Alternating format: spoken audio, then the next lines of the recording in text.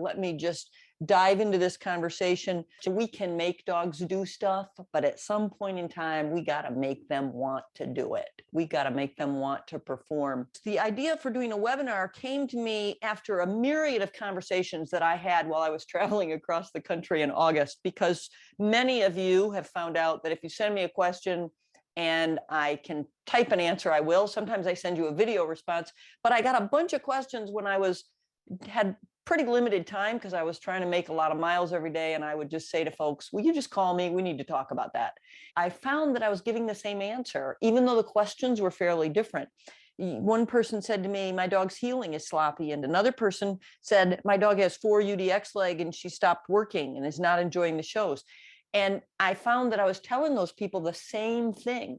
So I thought, well, when I get back, I got to share this conversation with everybody. I'm going to start by telling you a story. Years and years ago, you all know that I compete in obedience and field trials. And my first 2 field trial dogs were phenomenal field trial dogs. I was really blessed to have these 2 dogs.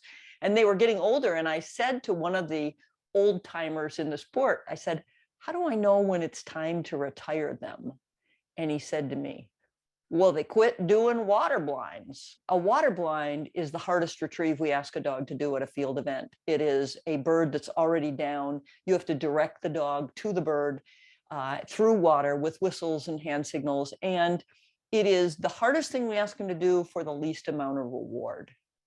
And I think he was trying to give me good advice. Connie, when your dogs don't want to do water blinds anymore, then it's time to quit. And I took that to mean, well, I better make them want to do a water blind. And so instead of saying, okay, when they quit, I'm going to quit, I said, well, how am I going to get them to want to do this? And so I started making sure that I didn't put out plastic bumpers on water blinds. I put out ducks.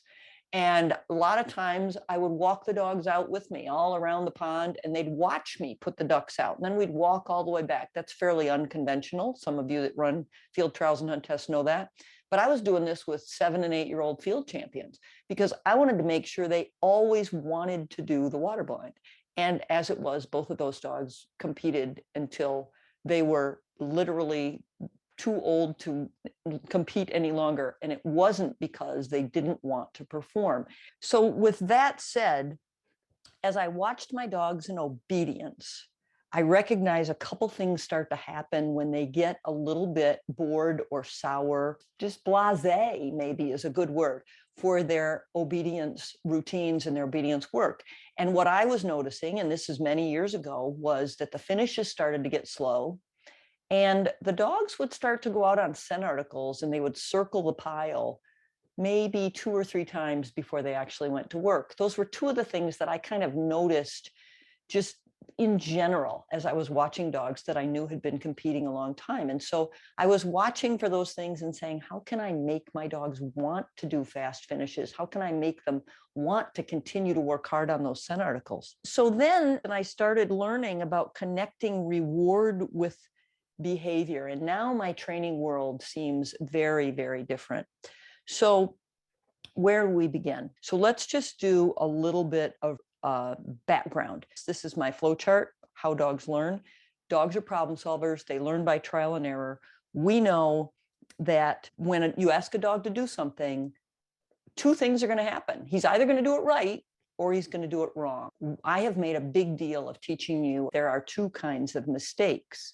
Dogs, when they make an error, it's either an effort error, meaning that the dog was confused or maybe nervous, anxious, a little fearful to perform in a given situation, or it's a lack of effort error, inattentiveness, that would be distracted, or disinterest. So what causes my dog to perform incorrectly?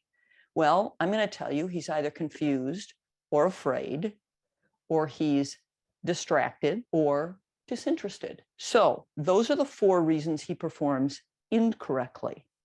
What causes him to perform correctly? And there's really 2 answers. He is either seeking reward. Now, remember, some activities are naturally enjoyable. When I say he's seeking reward, it may be the toy or the treat that you have or the game you play with him, or it may be that the activity is rewarding, or he's stopping or preventing something unpleasant from happening. You know, if you take a people training course, they tell you the same thing. What causes people to do what you want them to do? They're either looking for something positive to happen or avoiding something negative. So what causes him to want to perform correctly? When the dog says, I control when reward happens, and he will choose to prevent anything unpleasant from happening. Dogs don't like to get corrected. And if they totally understand how to stop a correction that occurs or prevent one, they're in control. And so I'm going to tell you that you will make him want to do it when he thinks that he's engaging in an activity with you where he controls both the rewards and whether or not anything unpleasant happens. How can your dog control when reward happens? I want your dog to have an attitude that says, you have powerful rewards available, and I can make you give them to me. So he believes that the reward depends on his behavior, not on your behavior. That's so important that he's making it happen, not that you do it when you're in the mood. So let's talk about that for just a second. I need to be sure that you understand that this dog isn't just waiting for your whim. He's not saying, boy, I sure hope Connie's in the mood to play ball with me pretty soon because I'm getting disinterested. I want to make sure that he knows how to do things that will make me play ball with him.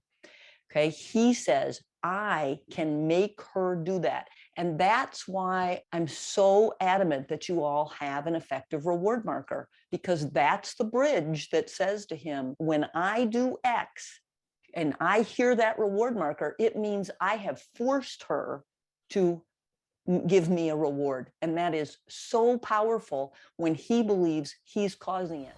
This is my dog M, and her reward marker is nice.